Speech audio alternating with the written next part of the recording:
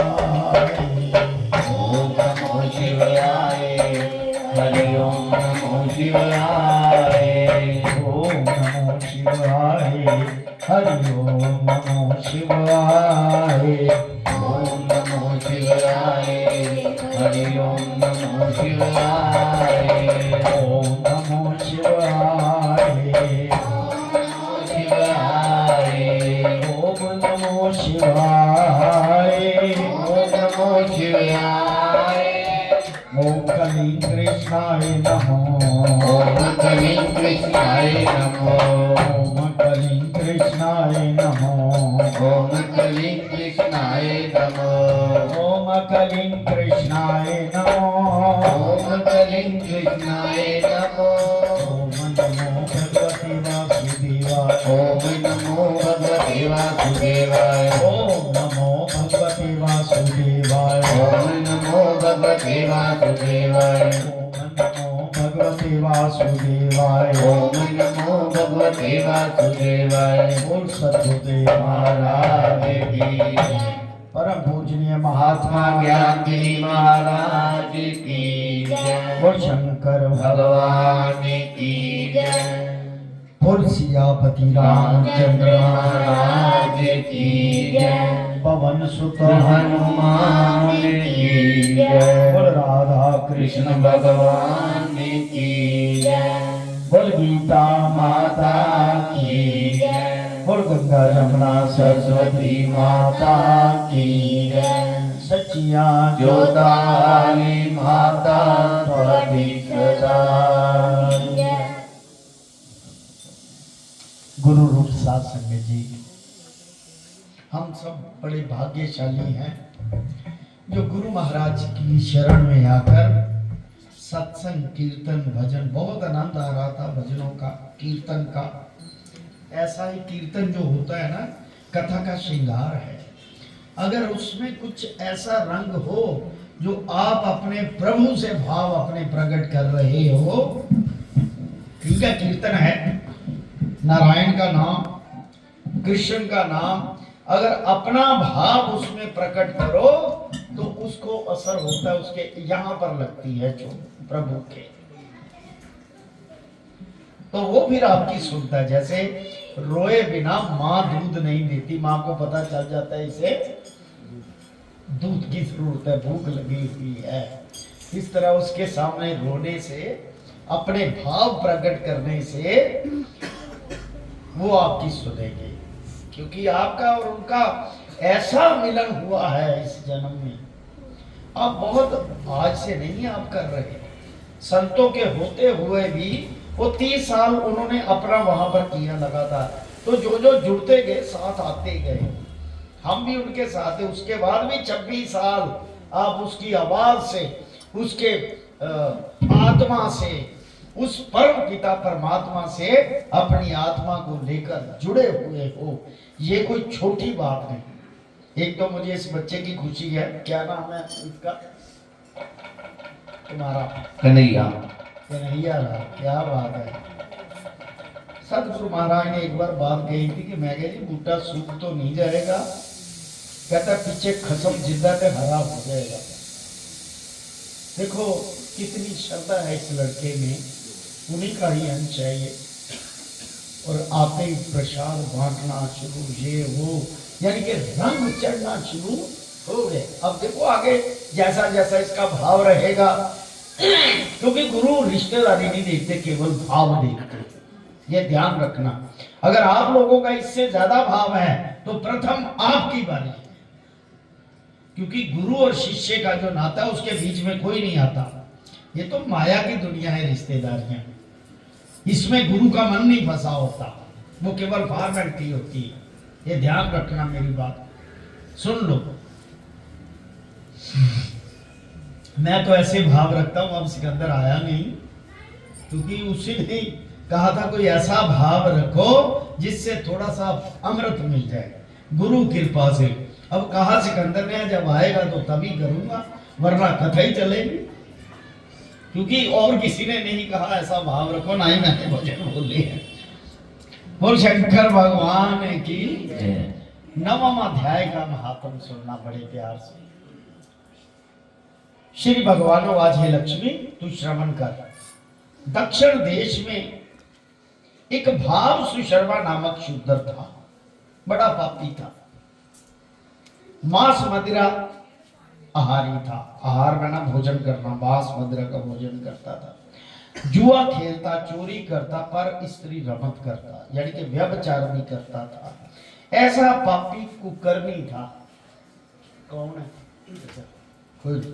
बोल शंकर भगवान की जय। जब खास करके कथा चलती है उससे पहले उठ के कहीं भी चले जाओ, क्योंकि कथा जब चलती है तो प्रभु स्वयं यहाँ पर हाजिर होते हैं, क्योंकि जिसका नाम चलता है वो स्वयं हाजिर होता है, फिर उठना बैठना नहीं। उसके बाद आगे पीछे उठ भी जाओ, कोई बात नहीं। तो बड़े ध्यान से एकाग्र होकर सुनो, मुक्ति मिलेगी, जिंदे जी मुक्ति मिलेगी और इस लोक का सुख मिलेगा। सुबह गुरु महाराज जी ने ब्रेन में कुछ ऐसा डाला कि जिसमें कहते ख्वाहिश है,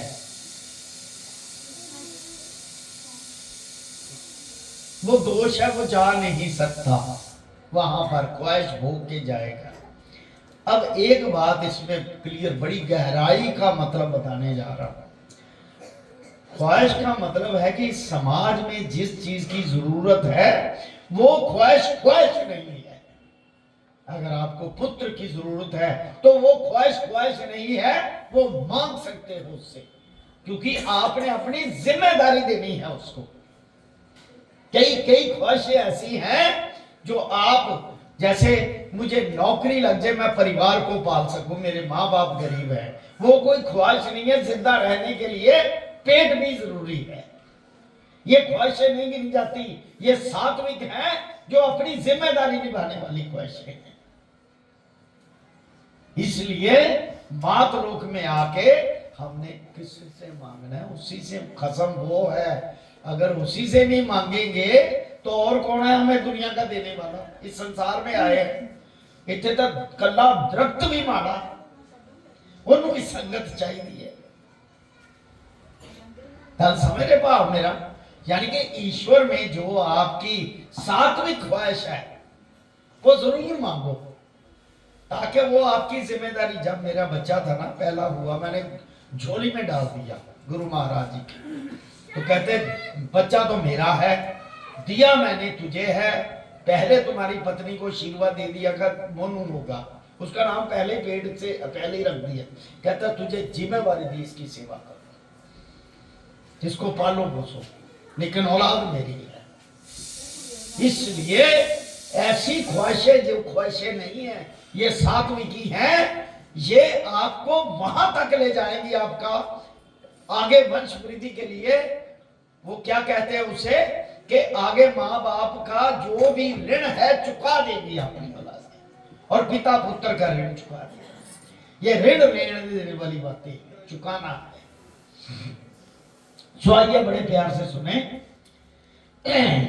एक ब्राह्मण उसी नगर में रहता था, दिन को भिक्षा मांगकर स्त्री को दे रही, जनानी को। उसकी स्त्री बड़ी कलैनी थी, वे कभी किसी को भिक्षा ना देते। समय पाकर उन दोनों ने प्राण त्यागे, वह दोनों मरकर प्रेत हुए। वह भी उसी वृक्ष के तले आ रहे जहां प्रेत रहता था। वहां रहते रहते कुछ काल व्यतीत हुए। एक दिन उसकी स्त्री पिशाचिनी ने कहा, हे पुरुष पिशाच, तुमको कुछ पिछले जन्म की खबर है? तब पिशाच ने कहा, सब खबर है, मैं पिछले जन्म में ब्राह्मण था। कहा, तैने पिछले जन्म क्या साधना करी थी जिससे तुझको पिछले जन्म की खबर है? तब उसने कहा, मैं पिछले जन्म में ब्राह्मण से अध्यात्म कर्म सुना था। अध्यात्म कर्म कौन से? धार्मिक, स्पिरिचुअलिज्म वाले। ये कई बार मन में ख्वाहिश होना कि मुझे ये जन्म याद रहे, तो ऐसा पाठ करके कहो, नोमेद है कई तो आपको वो याद रहे। पर क्यों याद रखना है? पता चल जाएगा कि मैंने ये गलत किया था, ये मुझे भोगना पड़ेगा, सारी जिंदगी टेंशन में निकल जाएगी, इसलिए याद नहीं रखना। अब जो जन्म मिला उसमें भजन करो ताकि वो काटा जाए। हमने कौन से वो खिलाड़ी बनना है, भगवान जैसे खिलाड़ी बनना है कि याद रहा भजन करेंगे तो कट जाए। केवल उसका भजन करो, प्रभु का भजन करो, अपने सतगुरु का भजन करो जिससे कल्याण हो, और कोई इच्छा ही ना करो। ये कि हमारे एस्ट्रोलॉजी में विधान है कि पुनर्जन्म में जाया जा सकता है, कि योग है। वो बताया किस कारण ये दुख भोग रहे हो पता चल जाता है, वो कारण पता चल जाए तो उसका निवारण हो जाता है, वो खत्म हो जाता है हमारे विधान में योग। ऐसी बात नहीं। पिछले जन्म में अध्यात्म कर्म सुना था, तब फिर पिशाचिनी ने कहा तैने और क्या साधना की थी, और वह ब्राह्मण कौन था जो अध्यात्म कर्म कौन था जिसके सुनने से तुझे पिछले जन्म की खबर रही। पिशाच ने कहा मैंने और कोई पुण्य नहीं किए। गीता जी का अर्ध श्लोक आधा श्लोक श्रवण किया। उसका प्रयोजन यह है कि एक समय अर्जुन ने श्री कृष्ण जी से 3 बातें पूछी थी जो गीता जी के 9वें अध्याय में लिखी है। वो आगे भी जिक्र हुआ है, हालांकि जैसे वो शॉर्टकट में हिंदी में जब ट्रांसलेट होती है ना तो कई चीजें छूट जाती हैं। वो 3 बातें एक ही है पूरे अध्याय में। पितरलोक को पूजने वाले पितरलोक को जाते हैं, देवलोक को पूजने वाले, यही 3 बातें, देवलोक को जाते हैं, और मुझे मिलने वाले मुझे प्राप्त हो जाते हैं जो मेरी पूजा करते हैं। कहते यही बातें मैंने 3 सुनी। आधा श्लोक है ये, 3 बातें सुनी। वह 3 बातें पिशाचिनी ने भी श्रवण करी। इन बातों के सुनते ही एक और प्रेत वृक्ष से निकला।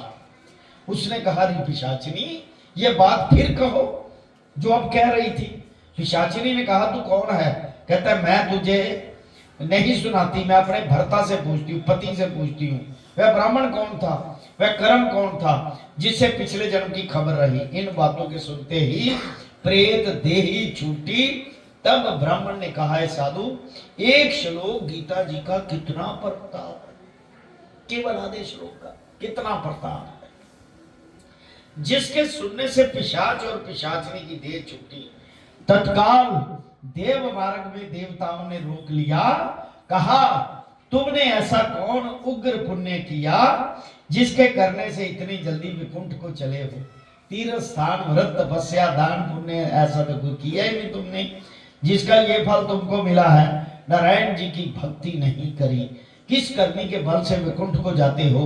तब उन्होंने कहा हे ब्राह्मण, एक ब्राह्मण के मुख से हमने श्री गीता जी का आधा श्लोक सुना, किसके प्रताप से विकुंठ को जाते हैं।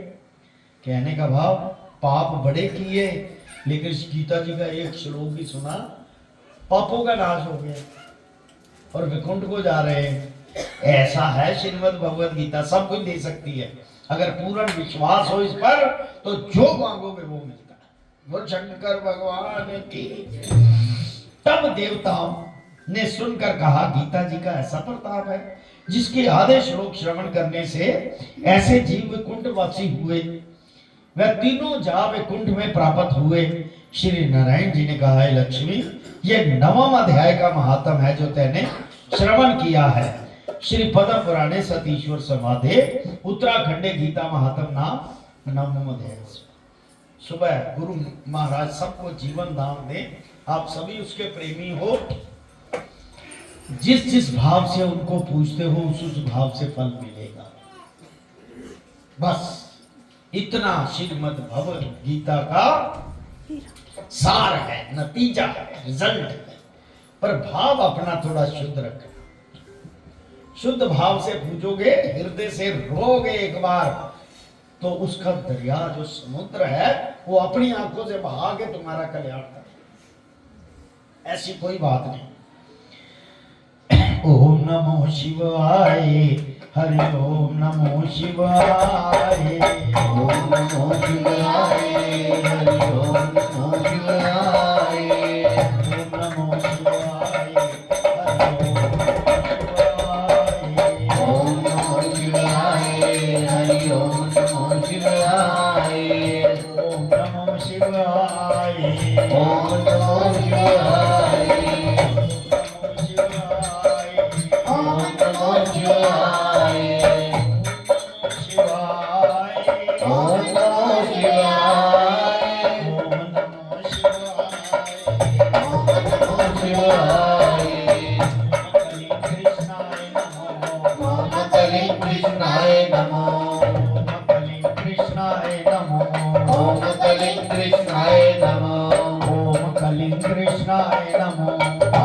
बलि कृष्णाय नमो। ओम नमो भगवते वासुदेवाय। ओम नमो भगवते वासुदेवाय। ओम नमो भगवते वासुदेवाय। ओम नमो भगवते वासुदेवाय। ओम नमो भगवते वासुदेवाय। ओम नमो भगवते वासुदेवाय। ओ सद्गुरुदेव आगे की जय।